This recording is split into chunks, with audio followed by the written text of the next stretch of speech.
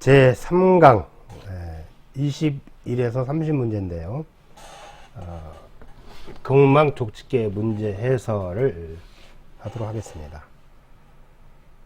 자, 이미 여러분 다 이미 문제 풀어보셨죠? 6월달에 이제 7월달 접어들어서 이제 해설을 하고 있습니다. 자, 21번 문제. 자, 호흡기계 노인성 질환인데 호흡기계 노화에 따른 특성과 예방 방법으로 옳지 않는 것은 1. 기침 반사와 섬모 운동차로 미세 물질을 걸러내지 못한다. 기침 반사와 섬모 운동으로 미세 물질을 걸러내지 못한다. 호흡기계 노화에 따른 특성인데요. 이 호흡기의 노화에 대한 특성은 코 속에 이제 점막이 건조하게 돼서 공기를 효과적으로 흡입하지 못하는 거죠. 폐포의 탄력성이 저하되고 폐 순환량이 감소로 숨이 차고요. 호흡 근육의 위축과 근력 약화로 호흡 증가 시 피로해지기가 쉽고 기침 반사와 섬모 운동 저하, 이게 중요해요. 기침 반사와 섬모 운동 저하로 미세 물질을 걸러내지 못합니다. 또 다른 특징은 기관지 내 분비물이 증가돼서 호흡기계 감염이 쉽게 발생하는 게 이제 노화에 따른 호흡기계 특성입니다. 1번은 맞고요. 2번 만성기관지염 환자의 경우 심호흡과 기침을 하여 기관지 내 가래 배출을 용이하게 한다. 자, 만성기관지는 뭡니까? 기관지의 만성적 염증이죠. 기도가 좁아져서 숨쉬기가 힘든 질환입니다. 이번에 30회 시험문제 나온 거죠. 힘든 질환이 만성기관지염인데요. 치료와 예방을 위해서는 심호흡과 기침을 하여 기관지 내 가래를 배출을 용이하도록 하고 처방받은 거담제와 기관지 확장제를 사용해서 가래를 묻게 하고 좁아진 기도를 넓혀주는 치료를 해야 되고요. 무엇보다 금연해야 되고 또 갑작스러운 온도 변화와 차가운 기후, 습기가 많은 기후에 노출되지 않도록 해야 합니다. 중요한 것은 심호흡과 기침을 해서 기관지 내 가래 배출을 용이하게 한다. 맞는 질문이고요. 3번 폐렴은 세균, 바이러스, 곰팡이, 화학물질에 의해 폐 조직에 염증이 생긴 상태이다. 개념을 물었네요. 개념을. 이게 폐렴이죠. 폐렴은 세균, 바이러스, 곰팡이, 화학물질에 의해서 폐 조직에 염증이 생겨 기관지가 두껍게 되고 섬유화돼서 폐로 산소를 흡수하는 능력이 감소하는 질환이 폐렴입니다. 맞는 지문이고요. 폐렴에는 이제 여러 가지 있지만 흡인성 폐렴이 있어요. 음식물이나 이물질이 기도로 뇌로 넘어가서 기관지나 폐에 염증을 유발하는 것이 이제 흡인성 폐렴이고요. 증상으로는 두통과 근육통, 기침, 고열, 흉통, 호흡곤란, 화농성 가래가 증상이 되겠고, 치료 예방을 위해서는 세균성 폐렴은 항생제를 치료를 하고요. 환절기 이전에 폐렴균 예방 접종을 해야 합니다. 다음에 4번 천식은 대상자가 차고 건조한 공기에 갑자기 노출되어 기침과 쌕쌕거리는 호흡을 보일 때 의심되는 질환이다. 개념을 물었습니다. 천식 맞죠? 기도의 만성염증성 질환이죠. 천식은 기관지 벽의 부종과 기도 협착 등이 발생합니다. 관련 요인은 꽃가루, 진먼지, 진드기가 관련 요인이 되겠고요. 또 갑작스러운 온도나 습도의 차이, 또 차고 건조한 공기에 갑자기 노출되는 경우 이게 관련 요인이고, 증상은 기침, 숨을 내쉴 때 쌕쌕거리는 호흡, 쌕쌕거린다. 이게 천식의 쌕쌕거리는 호흡, 그리고 호흡 곤란이 이제 천식이 되겠습니다. 치료 예방을 위해서는 운동 시작 30분 전에 기관지 확장제를 투여하고요. 알레르기 물질, 특히 먼지나 곰팡이에 노출되지 않도록 하고, 따뜻한 곳에서 찬바람에 노출되는 것을 피해야 하고요. 미세먼지 요즘 많죠. 황사 등이 심하면 바깥 활동을 줄이고 부득이 외출할 때는 마스크를 착용해야 합니다. 그리고 참고로 기관지 확장 흡입 사용 순서도 여러분 한번 염두에 두시고요. 기관지 확장할 때는 3 내지 5초 동안 천천히 길게 숨을 들이쉬면 됩니다. 또 하루에 한 번 이상 뚜껑을 열고 흡입기의 플라스틱 통과 뚜껑을 흐르는 물에 씻는 것이 중요하죠. 기관지 확장제 흡입 사용 순서 참고를 알아주시면 되겠습니다. 다음에 결핵, 폐결핵이죠. 결핵이 의심되는 대상자와 접촉한 대상자, 동거가족, 요양보호사 등 모두 동시에 치료를 받는다. 자, 폐결핵은 결핵은 결핵균이 폐에 들어가서 염증을 일으키는 질환입니다. 증상은 초기에는 대부분 무증상이죠. 근데 이제 2주 이상 기침과 흉통이 있고요. 오후에 고열이 있다가 늦은 밤에는 식은땀과 함께 열이 내리는 증상이 결핵입니다. 이건 30회 시험 문제 나왔어요. 오후에 고열이 있다가 늦은 밤에 식은땀과 함께 열이 내리는 증상은 결핵이다. 이게 결핵. 그리고 이제 점액성, 그다음에 화농성, 혈액성 가래가 있고요. 또 호흡곤란과 흉막염 등의 합병증이 생기기도 합니다. 치료 예방을 위해서는 그 결핵약을 제대로 복용하는지 주의 관찰해야 되고요. 약물 투여로 인한 이장장애, 피부 발진, 홍조, 가려움증, 발열 같은 부작용이 생깁니다. 또 약물 복용 기간이 치료 기간이 길고요. 주기적으로 간 기능 검사와 객당 검사를 받아야 합니다. 치료 예방을 위해서는. 또 우리가 감염, 코로나 때문에 여러분이 잘하고 계시겠지만, 감염 예방을 위해서는 호흡기 감염 증상이 있는 사람은 가급적 꼭 마스크를 착용하도록 하고요. 이제 여기서 이제 문제 지문처럼 결핵 의심되는 대상자가 접촉한 모든 대상자는 대상자가 됐든 동거가족이 됐든 요양보호사 등 모두 동시에 치료받는 게 아니고요. 결핵 감염 대상자가 접촉한 요양보호사와 가족은 2주 내지 1개월 이후 반드시 보건소에서 흉부방사선 촬영을 통해 감염 여부를 확인해야 합니다. 모두가 치료받는 게 아니고 감염 여부를 확인하고 이제 치료 여부를 결정해야 되겠죠. 이게 중요한 지문이에요. 정답은 5번이 되겠습니다. 22번 노화에 따른 심혈관계의 내용으로 옳지 않는 것은 심혈관계 질환이네요. 심혈관계 질환의 내용으로 옳지 않는 것은 고혈압 1번 고혈압 대상자가 금식인 경우에도 혈압약은 복용한다. 자, 2번 고혈압 대상자가 꾸준히 약을 복용해도 혈압이 떨어지지 않을 때 약 복용을 중단한다. 자, 고혈압. 자, 가장 이상적인 혈압은 120에서 80이죠.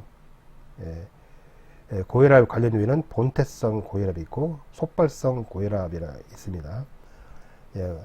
우리가 고혈압 약물 치료에 대한 편견이 있는데요.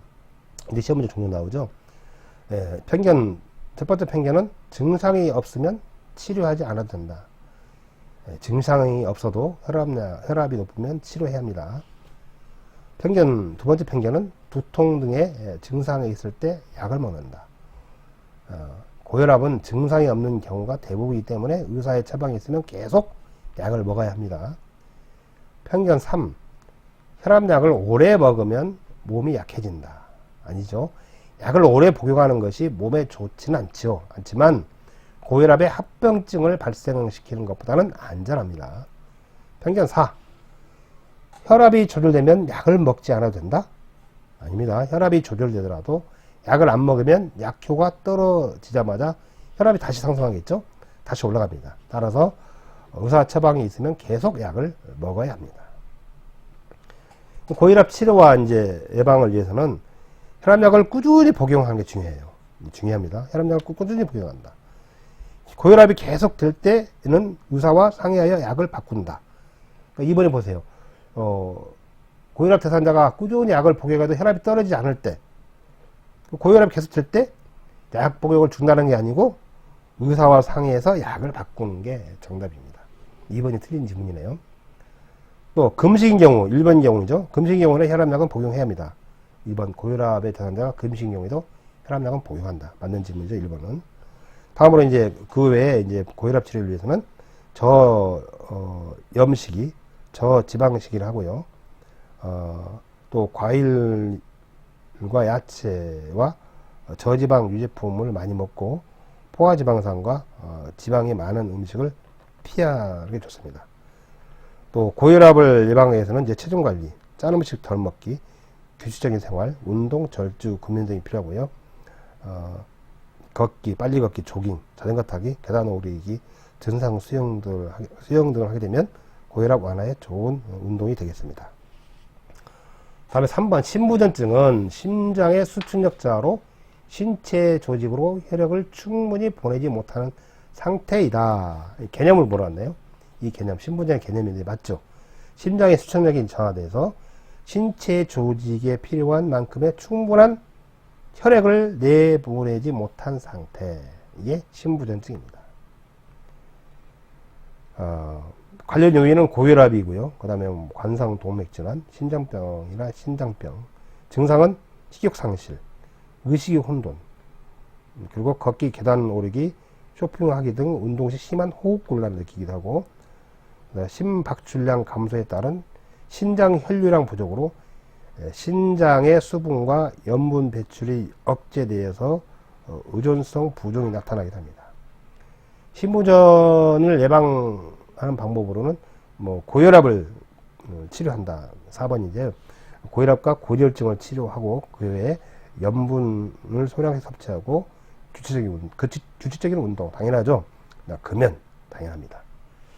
다음 5번 빈혈 환자가 어지럼증을 호소할 때 처방받은 처분약을 복용하는지 확인한다. 빈혈, 그죠? 빈혈은 이제 철분이 부족하게 생긴 건데요. 증상으로는 소화기 증상, 소화불량, 오심, 변비, 복부팽만이 있고, 비뇨생식기계 증상, 즉 성욕감퇴가 증상이 되겠습니다. 치료 예방을 위해서는 처방받은 철분제 복용을 꼭 확인하고요. 철분의 흡수를 돕기 위해서 비타민 C입니다. 비타민 C를 함께 복용 하는 게 치료 예방을 위해서 좋습니다. 다음 23번 노화에 따른 퇴행성 관절염. 자, 노화에 따른 퇴행성 관절염에 관한 설명 중 옳은 것은 자, 퇴행성 관절염. 일반 노화로 인해 뼈를 보호하는 연골이 닳아 관절 부에 통증을 일으키는 질환이 뭐다? 퇴행성 관절염이다. 개념을 물어봤네요. 개념을 모른지 물어봤네요. 연골이 닳아서 없어지거나 관절에 염증성 변화가 생긴 상태가 퇴행성 관절염입니다. 이건 맞네요. 2번 아침에 일어나면 관절이 뻣뻣해지는 경직 현상이 나타나며 운동 시 약화와 안정 시 호전되는 질환이다. 퇴행성 질환의 증상을 보면 운동하면 약화되고 안정되면 호전된다. 맞죠? 아침에 일어나면 관절이 뻣뻣해지는 경직 현상이 있어요. 그 외의 증상으로는 장거리 걷기, 등산 등 활동으로 관절을 많이 사용할수록 통증이 심해질 수가 있습니다. 또 무릎 관절에 관절액이 많아져 무릎이 부어올라서 관절의 모양이 변형되기도 합니다. 자, 관리 예방을 위한 운동으로는 수영, 걷기, 체조가 좋다. 그렇죠? 퇴행성 관절염을 위한 치료 예방으로는 온냉요법, 마사지, 물리치료를 하고요. 관절의 경직을 예방해서 근육 강화 운동을 위해 관절 운동을 자주 하는 게 좋습니다. 관절 부담을 위해서 운동으로는 부담을 완화하기 위해서는 체중을 조절하고요. 관절에 부담되지 않는 규칙적인 운동으로서는 중요합니다. 수영, 걷기, 체조입니다. 수영, 걷기, 체조. 이 시험 문제 많이 나왔어요. 수영, 걷기, 체조다. 4번 장거리 걷기나 등산이 좋다. 이거는 관절에 오히려 더 악화시키는 요인이 되기 때문에 하면 안 됩니다.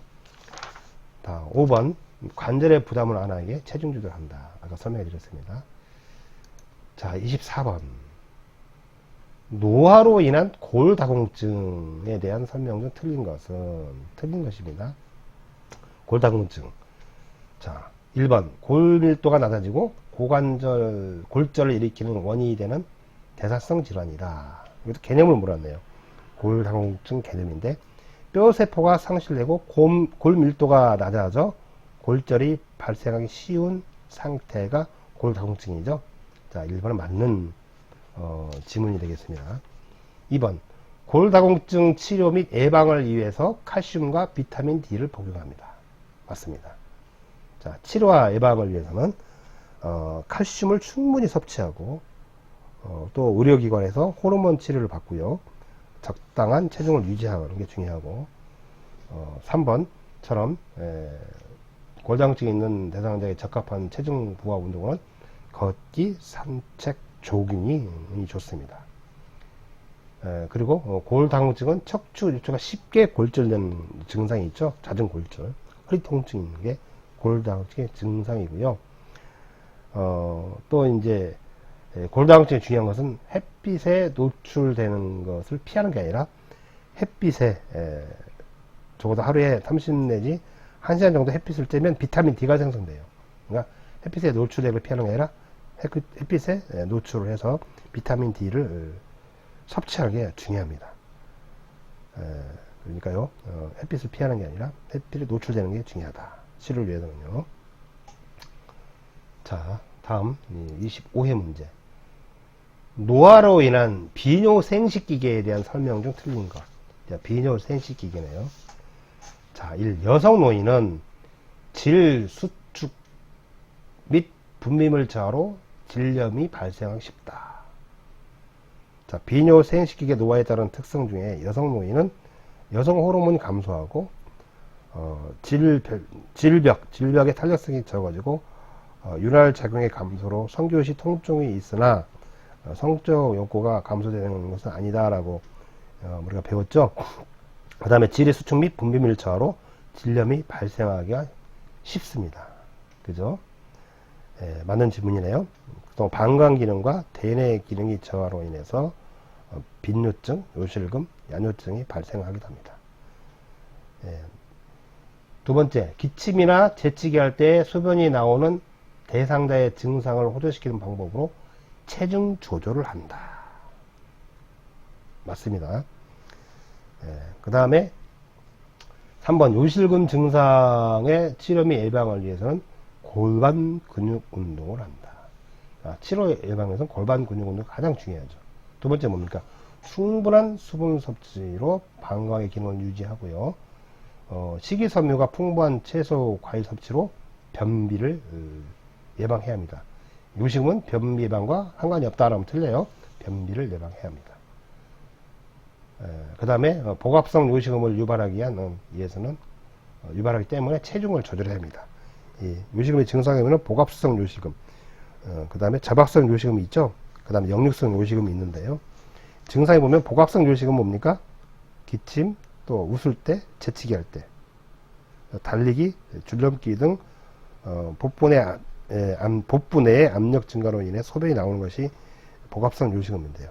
근데 이 복합성 요식음을 마치 전립선 비대증으로 증상을 이렇게 바꿔놔가지고 틀리게 나온 지문이 많아요. 기침, 재치기, 복부 내 압력 증가로 인한 소변이 나오는 것은 요식음이에요. 요식음 증상입니다.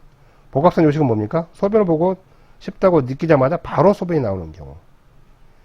이것도 이제 전립선 비대증 증상으로 넣어놓고 틀린 지문 많이 나와요. 헷갈리지 않도록 하십시오. 여기서는 이제 전립선 비대증과 요식음의 증상을 서로 이렇게 바꿔놓고 틀리게 내는 문장이 많이 있습니다. 주의하시기 바랍니다. 자, 요식음의 증상 치료 예방으로 골반 근육을 한다. 3번 문장 맞고요. 4번 전립선 비대증 증상으로 밤에 자다가 소변을 보기에 자주 깬다. 전립선 비대증의 증상. 이 관련 요인은 노화에 따른 남성 호르몬 감소죠. 30회 때 나왔죠. 전립선 비대증. 남성 호르몬 감소로 전립선 비대증이 생기기 시작하는데요. 반면에 여성 호르몬 증가 등의 호르몬 불균형으로 생긴 것이 전립선 비대증입니다.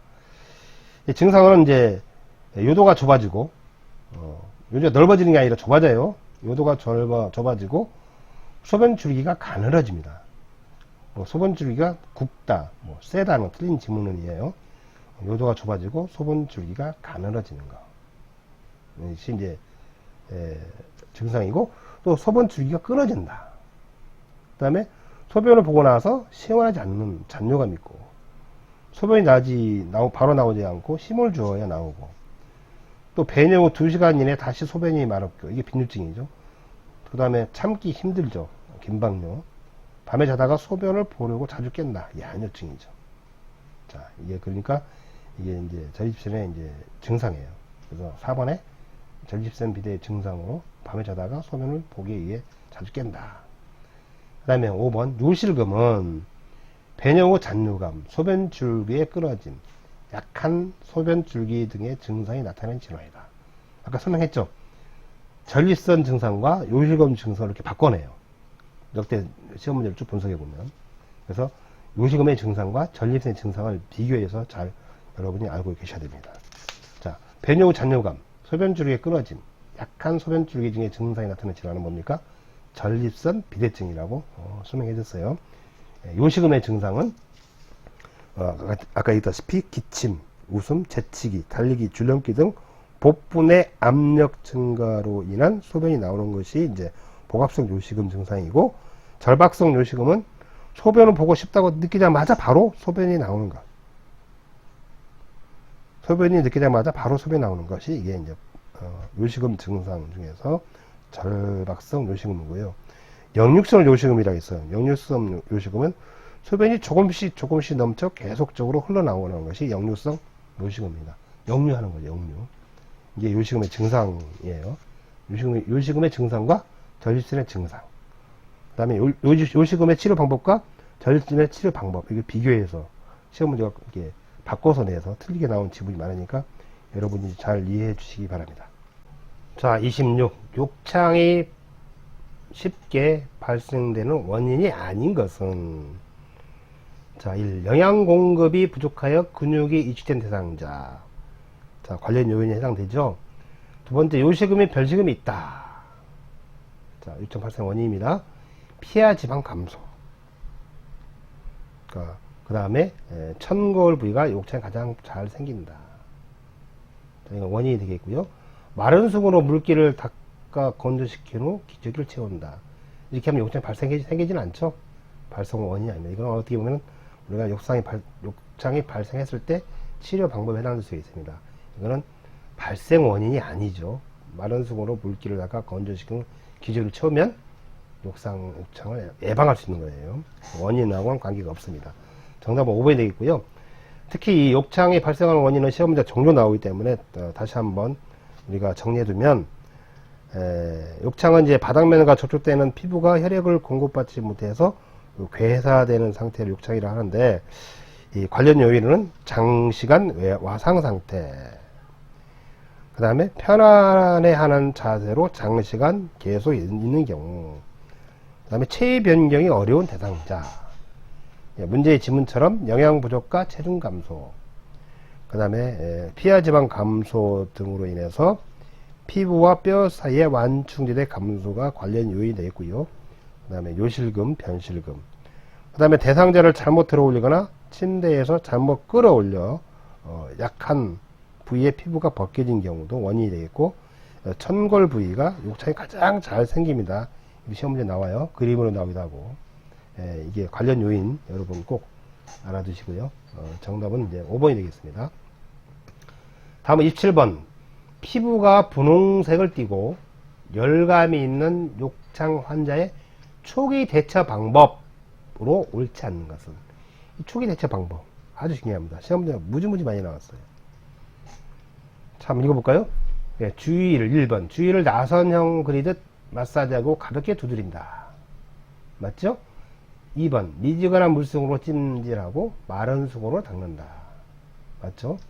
3번. 습기가 있는 피부는 미지근한 물로 씻고 말린다. 맞죠? 4번. 피부 보호제를 위해서 가습기를 틀어준다. 맞고요. 5번. 천골 부위에 도노배의 삼간다. 자, 어떤 게 틀린 답이 되겠습니까? 자, 피부 보호제를 위해서 가습기를 틀어준다. 자, 하나 볼까요? 이제 우리가 초기 대처법이에요. 그 약간 미지근한 물성으로 찜질한다. 그다음에 마른 수건으로 물기를 닦아낸다. 그다음에 이제 주위를 나선형 그리듯 마사지하고 두드린다. 그다음에 미지근한 바람으로 건조시킨다. 그러니까 천골구의 도넛 베개의 사용을 삼간다. 이건 맞아요. 그죠?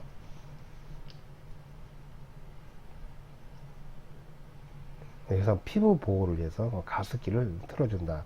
피부 보호를 가습기를 틀어주면 오히려 욕창을 더 오히려 진화시키는 게 습도가 있기 때문에 오히려 건조하게 해주는 게 좋지요. 그래서 답은 우리가 이제 4번이 되겠네요. 피부 보호제에 가습기를 틀어주면 안 됩니다.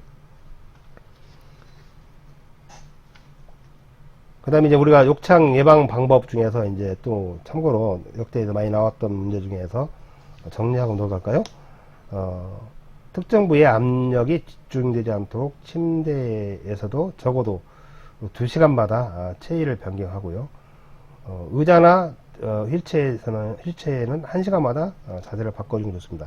시험이 많이 나와요. 침대에서는 2시간, 의자나 휠체어에서는 1시간마다 체위를 바꿔준다. 젖은 침대 시트는 바로 교체하고 피부에 습기가 있거나 오염 물질이 묻어 있으면 미지근한 물을 사용하여 씻고 말린다. 시트에 주름을 펴주고요. 무릎 사이에 베개를 끼워서 마찰을 방지하고 천골 부위, 그러니까 천골 부위가 욕창이 가장 잘 생기는 부위라고 했습니다. 천골 부위의 욕창을 예방하기 위해서 도넛 모양의 베개를 사용을 하면 안 됩니다. 파우더와 도넛 베개는 역시 사용하지 않는 게 좋습니다. 뜨거운 물주머니는 피부에 화상을 입을 수 있으므로 조심하고요. 피부는 순하고 부드러운 비누와 미지근한 물로 닦고 완전히 마르게 두드려 주는 것이 좋습니다. 그 다음에 이제 손톱에 긁히는 일 없도록 손톱을 짧게 잘라주고 단백질도 시험에 나왔어요. 영양 공급으로 좋은 거, 단백질에 등의 영양을 충분히 공급해서 욕창을 예방하는 게 좋습니다. 그 다음에 마지막으로 충분한 영양과 수분을 섭취한다. 이거 참고로 알아두시기 바랍니다. 28번 욕창 예방을 위한 방법으로 옳은 것은 1. 옳은 것이요. 신체의 약한 부위는 뜨거운 물주머니를 대준다. 아니죠. 신체 약한 부위는 어떻게 하겠습니까?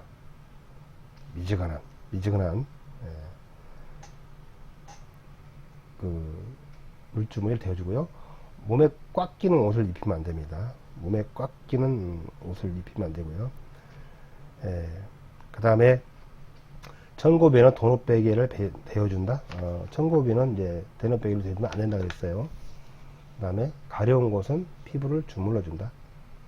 주물러준다? 안 되고요. 그 다음에 의자나 힐체는 1시간마다 자세를 바꿔준다. 주물러주면 안 돼. 두드려준다.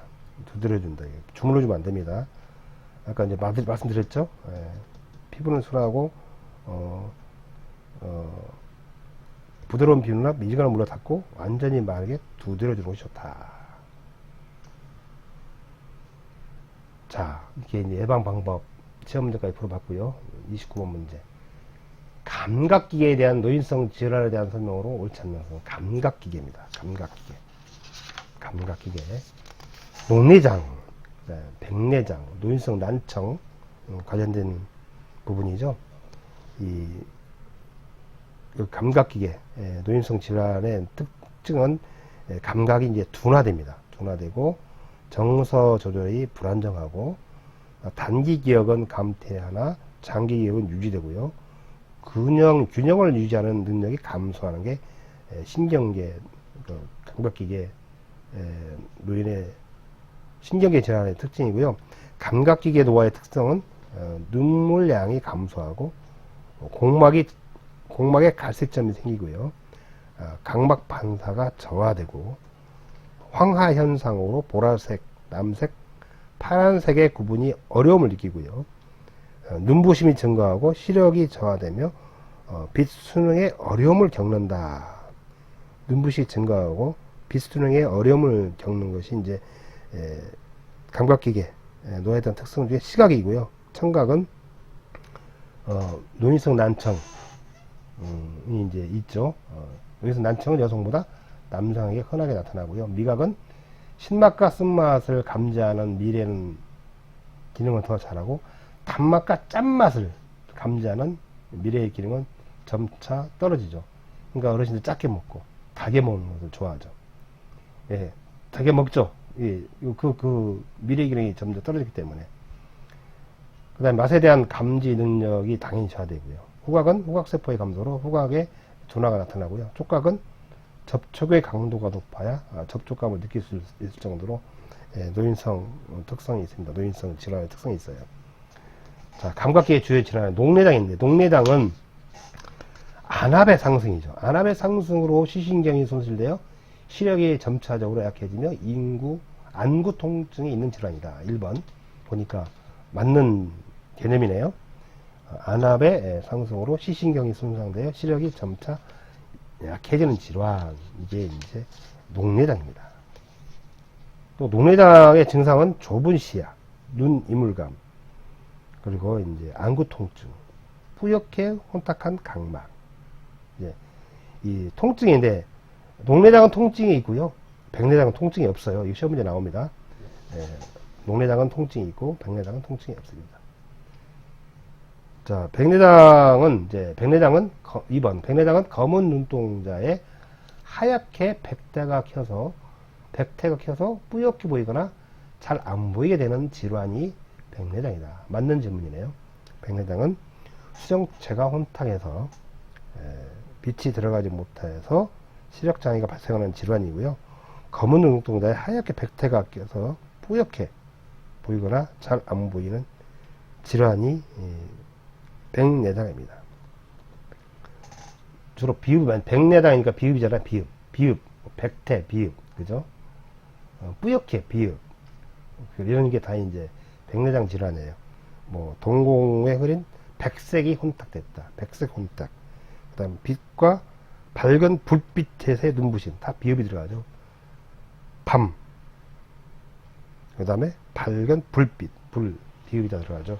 이런 증상들이 다 백내장에 해당이 되겠고요. 노인성 난청은 3번 노인성 난청은 연령 증가에 따른 고막, 뇌의 퇴행성 변화로 청력이 감소되는 질환이다. 맞는 도 개념이네요. 1번, 2번, 3번은 질환에 대한 감각기계 노인성 질환에 대한 개념을 물어봤던 질문인데 다 맞는 질문이네요. 또 연령 증가의 노인성 난청은 연령 증가에 따른 고막, 뇌의 퇴행성 변화로 청력이 감소되는 질환이 이제 노인성 난청이고요. 노인성 난청 치료 예방을 위해서는 소음이 없는 장소에서 말하는 사람의 얼굴을 볼 수 있게 하고 천천히 또박또박 말하는 게 필요하고요. 난청이 심하면 보청기를 사용하되 고음의 큰 소리보다는 저음의 차분한 소리로 말해주는 게 좋습니다. 그 다음에 4번 수정체가 혼탁하여 빛이 들어가지 못하게 나타나는 증상은 밝은 불빛에서 눈부심이다. 맞죠? 이 백내장 관련 설명이네요. 자, 백내장은 색깔 변화 인식 장애가 있으며, 맞죠? 백내장, 녹내장은 색깔 변화에 대한 인식 장애가 있습니다. 녹내장은 통증이 없다. 통증이 있어요. 백내장은 통증이 없고요. 녹내장은 통증이 있습니다. 백내장은 통증이 없고. 이게 틀린 질문이네요. 정답은 5번이 되겠습니다. 자, 당뇨병 질환에 대한 설명 중 옳지 않는 것은 당뇨병이네요. 당뇨병. 이제 뇌분비계 노인성 질환 중에서 당뇨병 질환에 대한 설명 중 옳지 않는 것은 그래요. 1. 인슐린을 맞고 있는 당뇨병 대상자에게 나타나는 저혈당 증상은 식은땀이다. 맞죠? 식후 30분 내지 1시간경에 혈당이 오르기 시작할 때 일주일에 5회 이상 운동한다. 식후 30분 후 1시간경에 혈당이 오르기 시작할 때 혈당이 오르기 시작할 때 일주일에 5회 이상 운동하는 게 좋다. 3번 인슐린은 경구로 투약한다. 큰일 나죠. 인슐린은 입으로 복용하면 이 장관에서 파괴돼요. 이 장관 이에서 파괴되므로 반드시 주사로 주입해야 합니다. 주사로 주입한다. 4번 발의 상처 유무를 깊게 관찰한다. 맞고요. 5번 식이요법으로 흰밥보다는 잡곡밥을 섭취한다. 자, 당뇨병. 자, 이 내분계 이제 노화의 특성 중에 가장 중요한 것은 공복 시 혈당이 증가한다고요. 공복 혈당이 상승한다. 이게 주요 특징이고요. 이 당뇨병은 증상은 다음증, 다뇨증, 다식증, 체중 감소가 있고 저혈당은 이제 식은땀이 많이 흘리거나 두통, 시야가 몽롱해지거나 배고픔, 어지럼증이 있는 경우가 저혈당에 해당되겠습니다. 치료 예방을 위해서는 식이요법과 운동요법과 약물요법이 있어요. 참고로 식이요법은 뭡니까? 반찬을 싱겁게 골고루 섭취하고요. 저콜레스테롤 식이를 기본으로 하여 육류보다는 곡류, 콩, 과일, 야채 등 고섬유질 음식을 섭취하는 게 중요합니다. 운동요법으로는 공복 시 운동을 하거나 장기간 등산 시에는 저혈당이 올 수 있으니까 대비해야 하고요. 식후 30분 내지 1시간경에 혈당이 오르기 시작할 때 하루에 최소 30분, 일주일에 5회 이상 운동하는 게 운동요법으로 중요합니다.